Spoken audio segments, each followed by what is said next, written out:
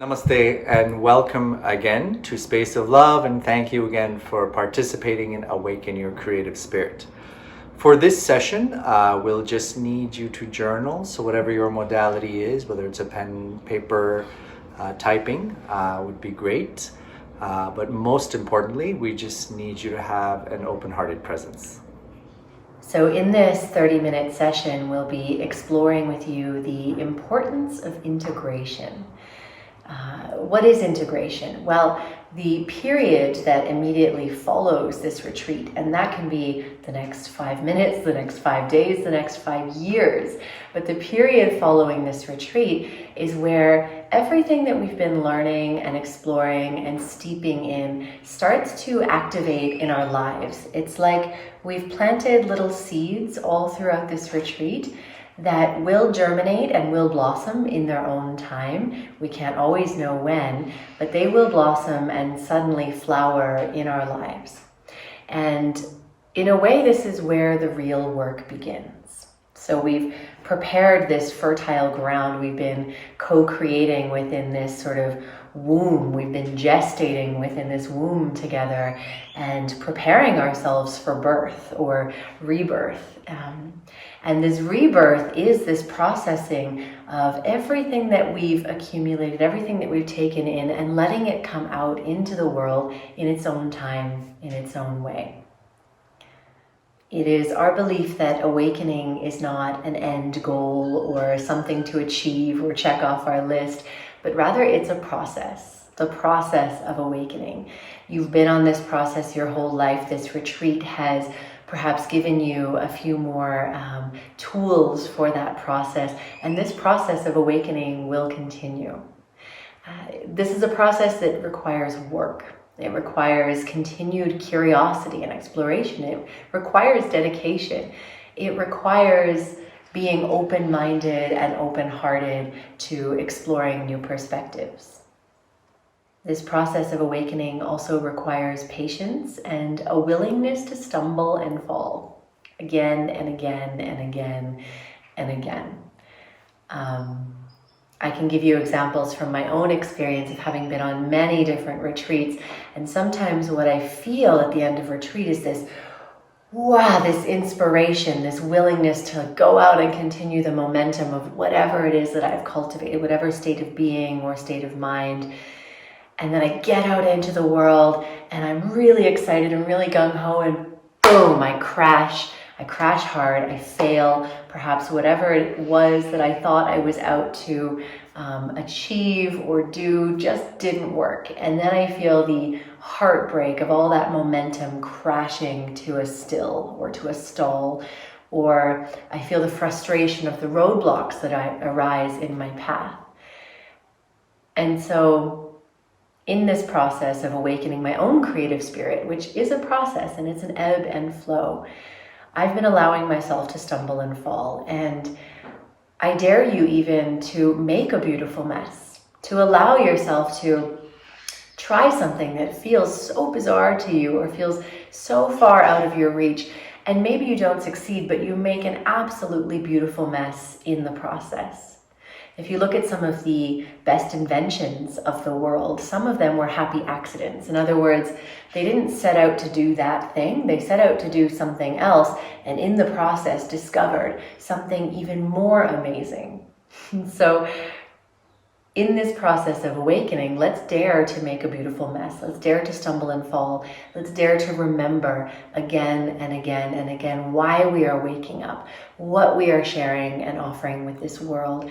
And that it is not just about us, but that everything we awaken and share and express is for all beings, that it has a reach that we can't even possibly know in this moment.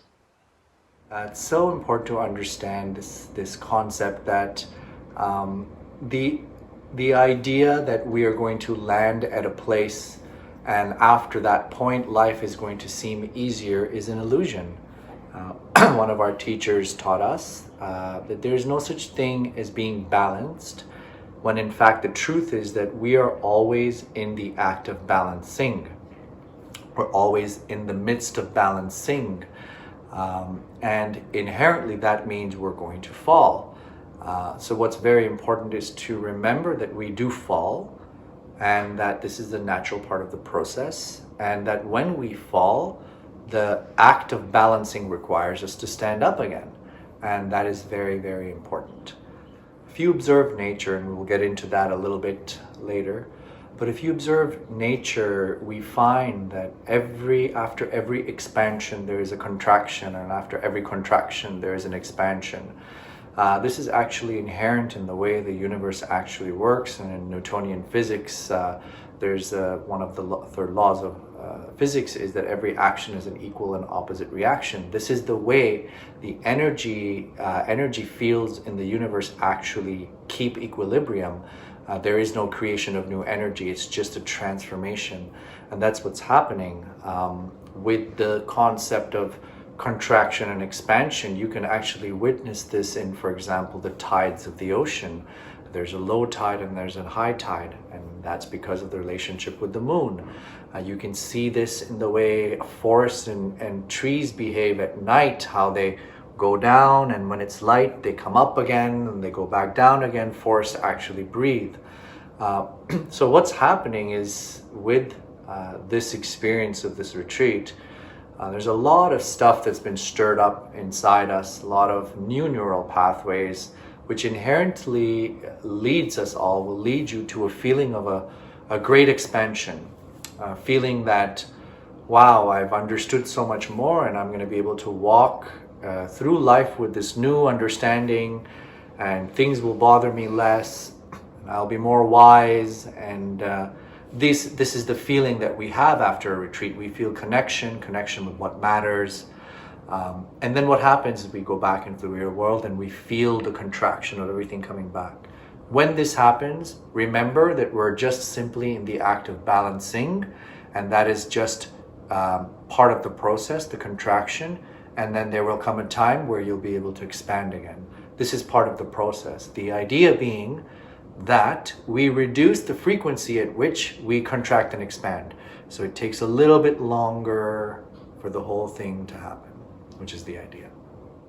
I want to share with you a personal anecdote of a learning that I was privy to from my teacher, Michael Stone. I participated in many silent meditation retreats with him.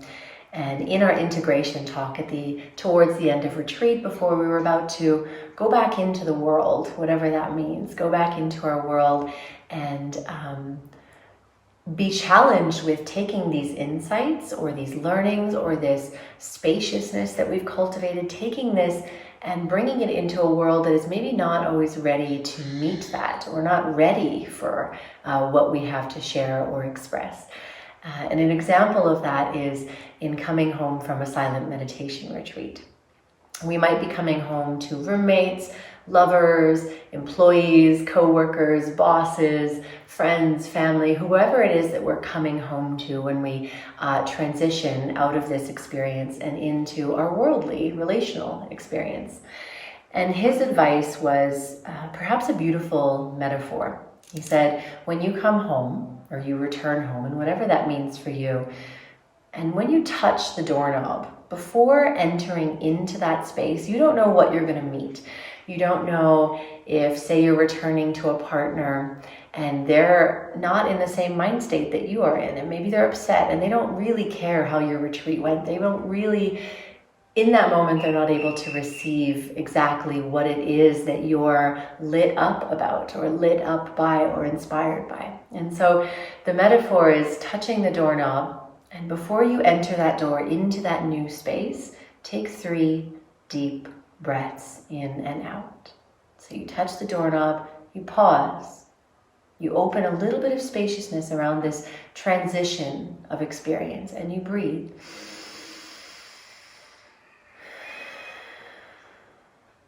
Three times. And then you enter that space. And you meet whatever you meet exactly as it is, and don't expect it to be anything else.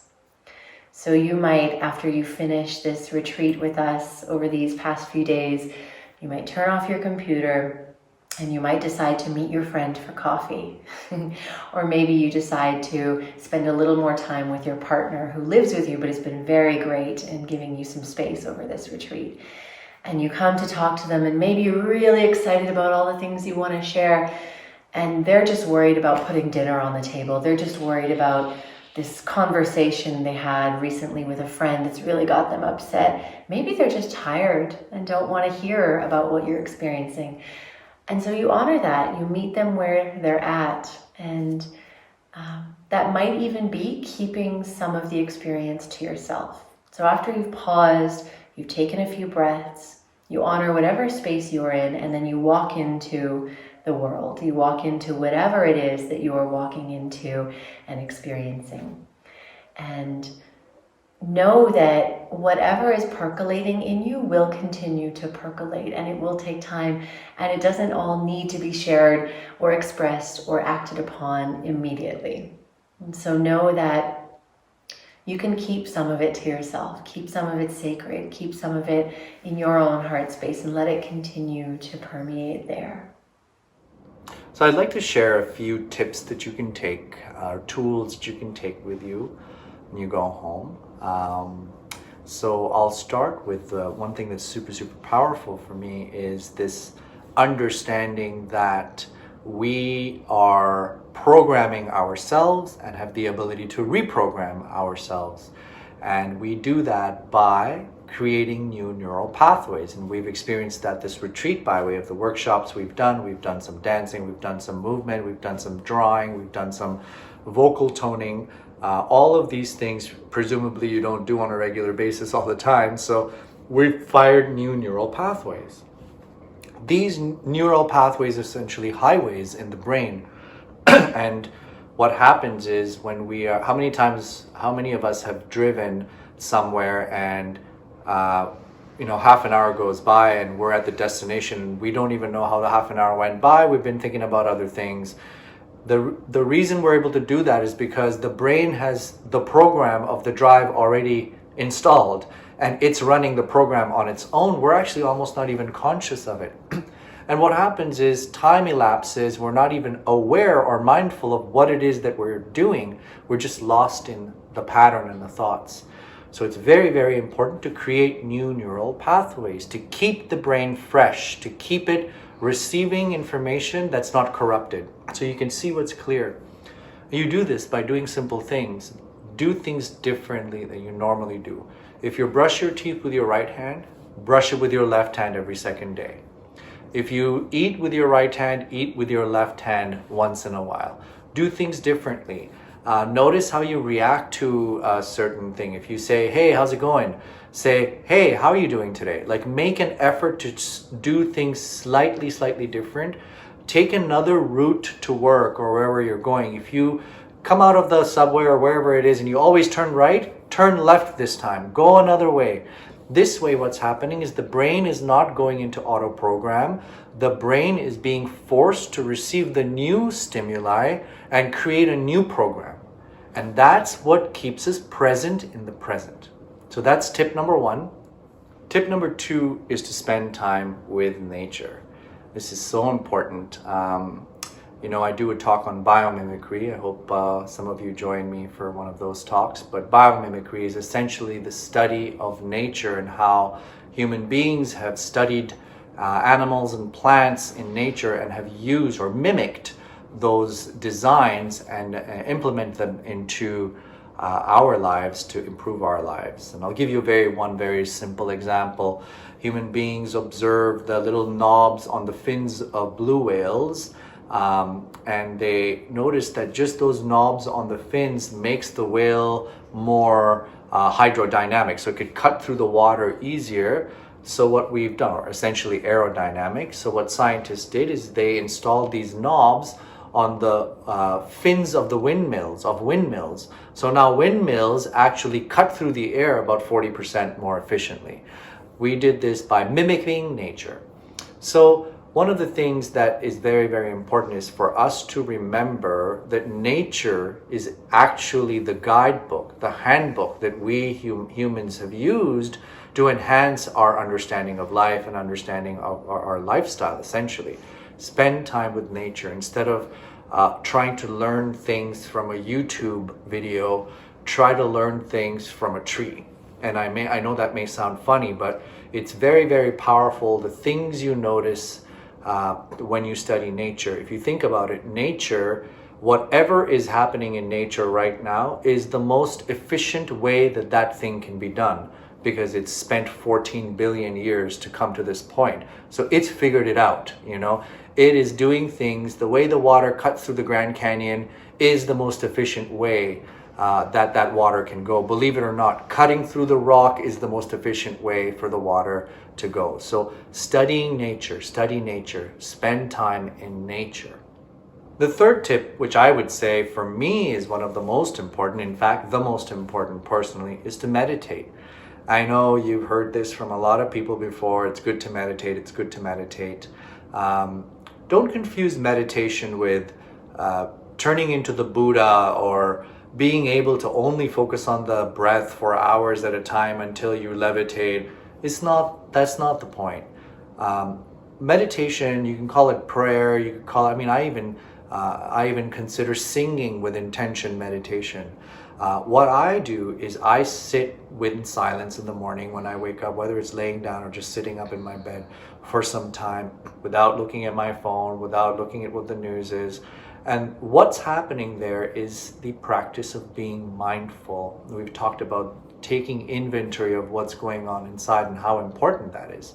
Meditation is a quick way of doing that. Sitting in silence, observing all the thoughts that are coming up. Are you thinking about something that happened yesterday? Are you thinking about what's going to happen today? Are you feeling anxious because you don't want to keep sitting here and you want to start doing the work? Is that what's happening? Taking inventory of that is so important for you to understand where you're at.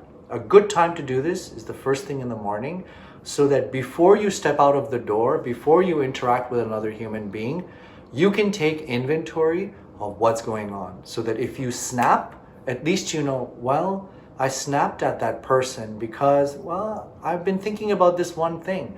So that you can forgive yourself, so that you can ask for forgiveness if you snap, so that you can love yourself more.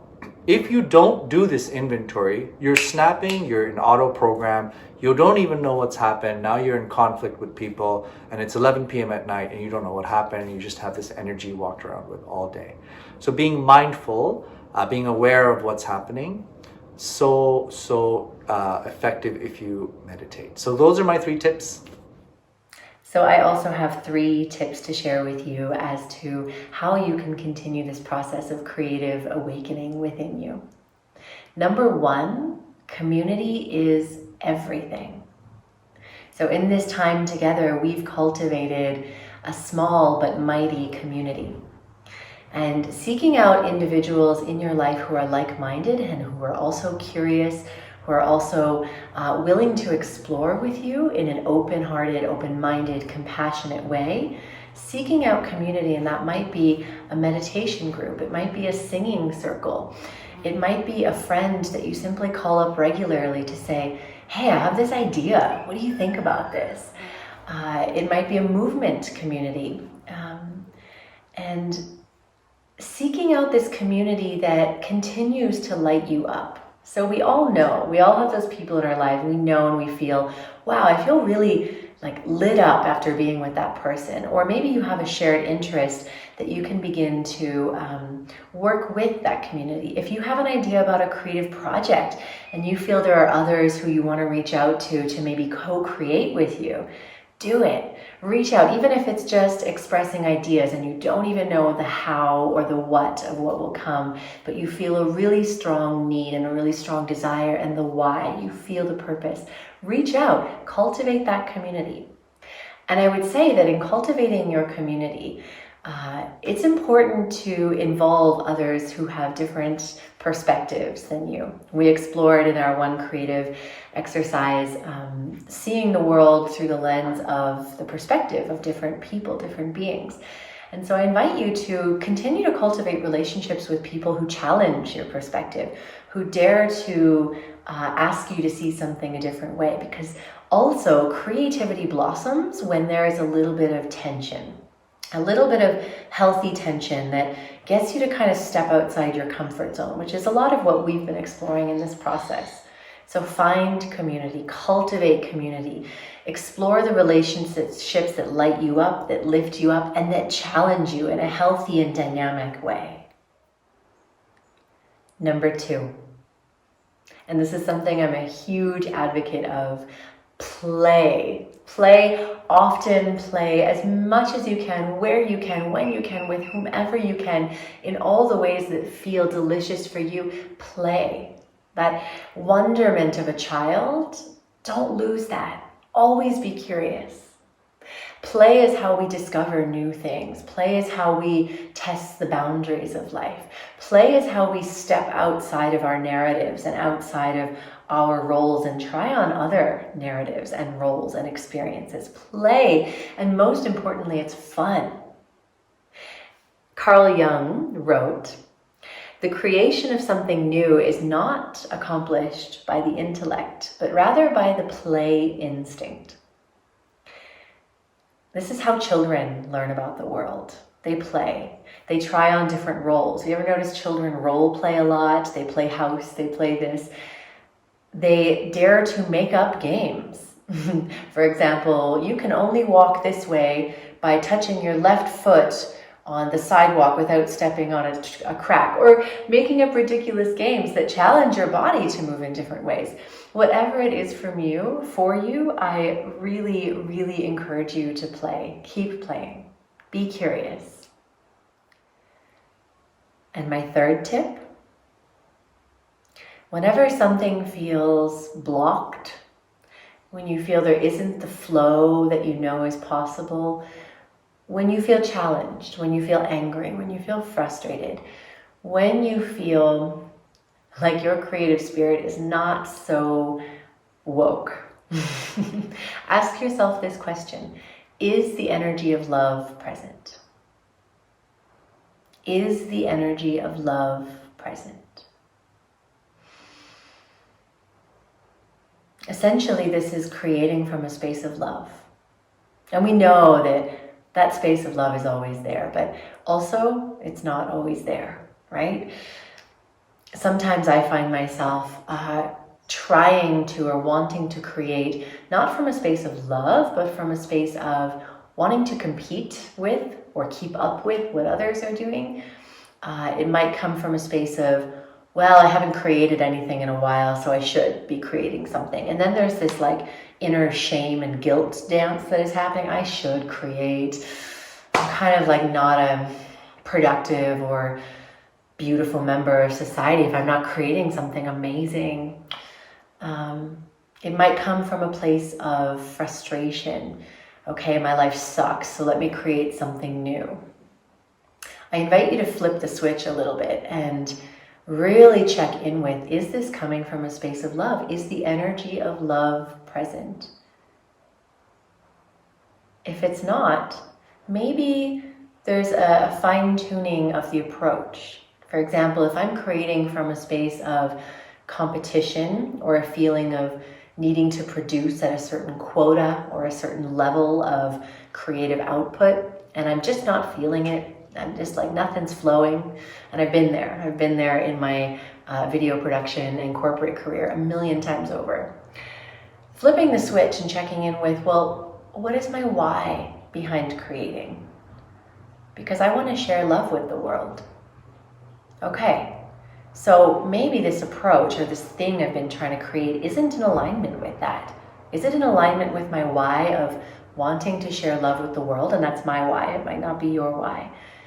Okay, how can I bring the energy of love into this space? Well, maybe I need a little self-love. Maybe creative flow is blocked because I'm trying to force it. Maybe I'm going to take a hot bubble bath and just let myself sing in the bath without trying to sing or create anything. And maybe in that moment, a little insight comes and I write it down for later. And later when I feel like I'm in a space of love and it's coming from my why of wanting to share love with the world, that little nugget of insight that I had earlier when I was in a space of self-love and self-care and giving myself time and space, maybe in that moment, now I know what to do with that little seed of inspiration.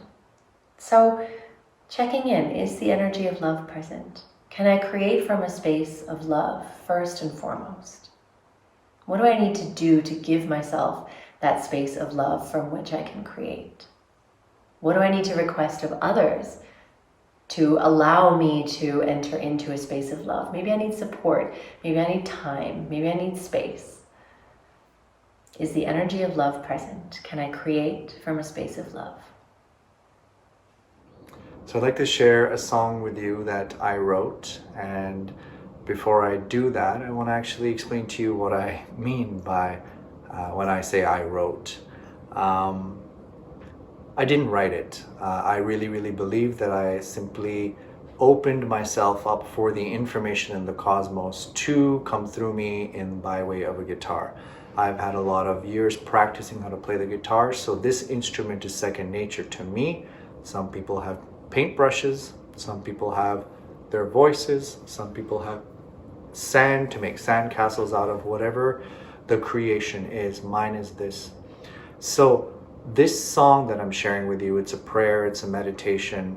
Literally, I came through me when I was feeling very clear. There was no mental constructs. There were no debates going on. I wasn't thinking about how I'm going to respond to a certain person's text. I wasn't thinking about my bills. I wasn't thinking. I was being. And in that moment, the mental constructs of life went away and the information came in the form of harmony for me.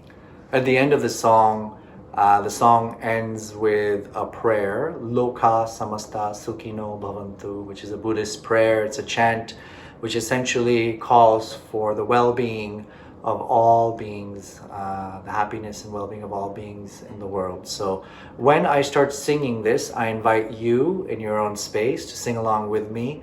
Remember how we did the vocal toning exercise? Harmonize with me and play with me. So let's do this.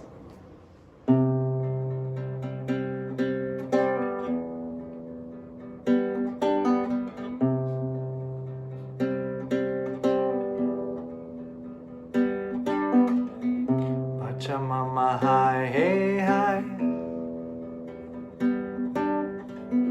Mother Nature hi hey hi, Abuelito hi hey hi, Medicina hi hey hi. Everywhere I look around, the truth is complete. Everything is happening so I can get on my feet. Oh, Pachamama hi hey hi, Abuelito hi hey hi,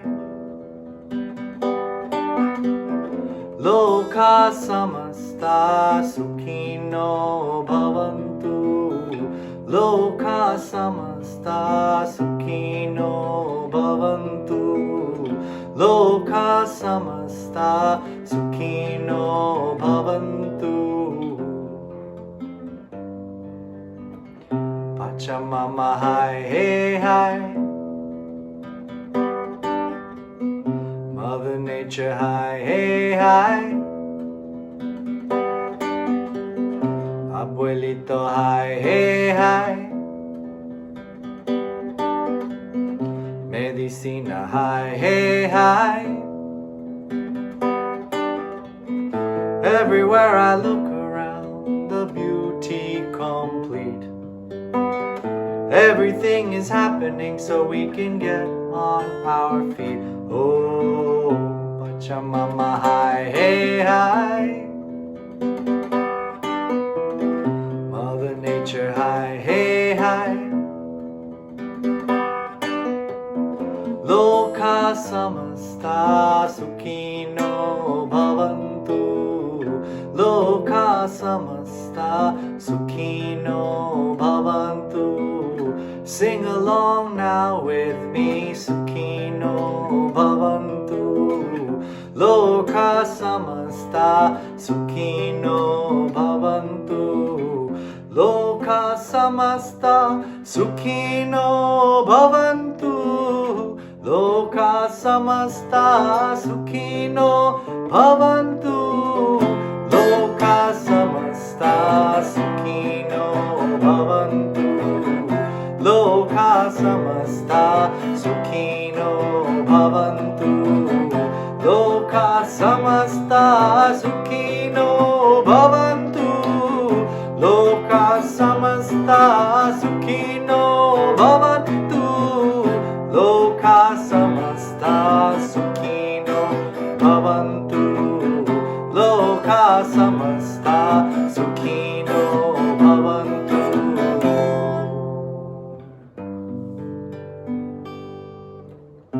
Pachamama hey hi.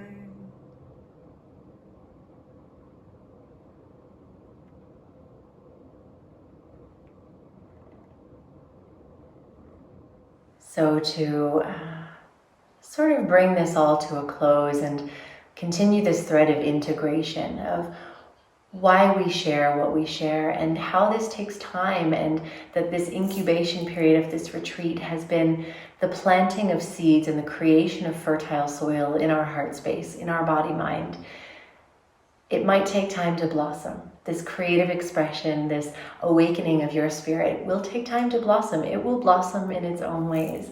And for me, I had a period of time where I was traveling through India for a few months where my nervous system was on high alert the whole time.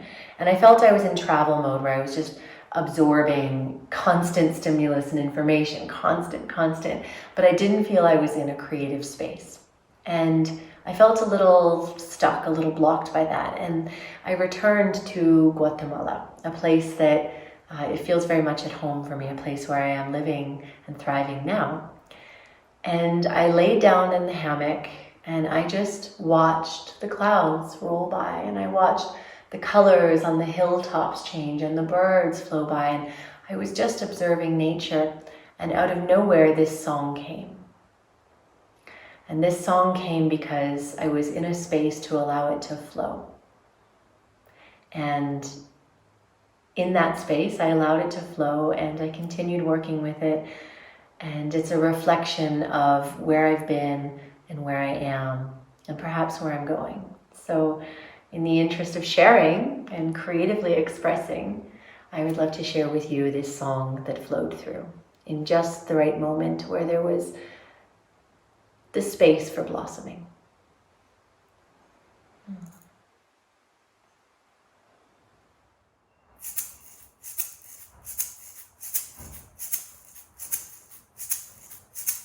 Hey yama, hey yama, hey yama, hey yama, hey yama, hey yama, hey yama.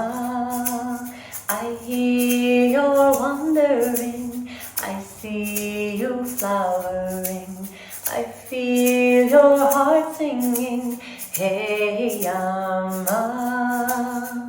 And now you're ready to know just how the forest grows and all the seeds you'll sow, hey yama. So let your bare feet touch the ground, to all directions spinning round. Here and now your home is found, hey yama.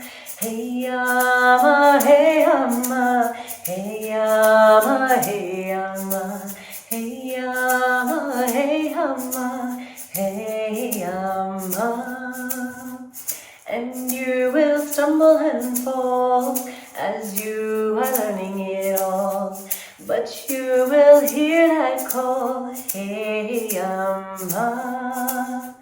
And you'll return again to the heart like an old friend. Every beginning has an end, hey yama. So let your bare feet touch the ground, to all directions spinning round.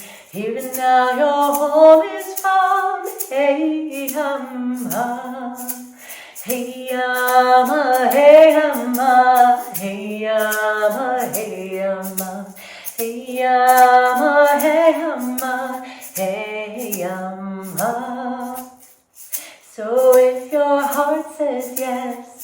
but your mind doesn't know what's next. Let the wind simply carry you west. Hey, and you will land somewhere. Trust you'll be held with care. Then you'll let down your hair. Hey, so let your bare feet touch the ground, to all directions spinning round. Here and now your home is found. Hey, hey, hey, hey, hey, hey, hey, hey, hey, hey, hey,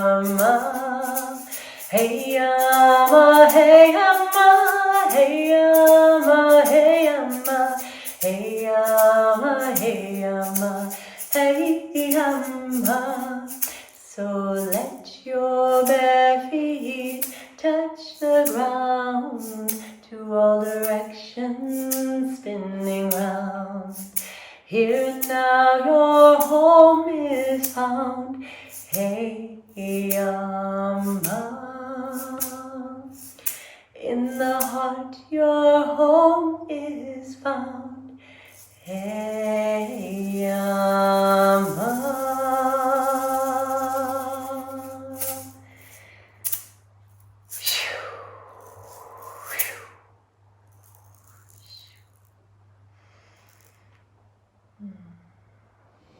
Thank you. Thank you for being here. Please know that we are here for you as a community of co-creators, all of us in this circle. Stephanie and I are available for one-on-one coaching sessions if you like, to keep you on this path of awakening in your journey. Love you so much, and namaste.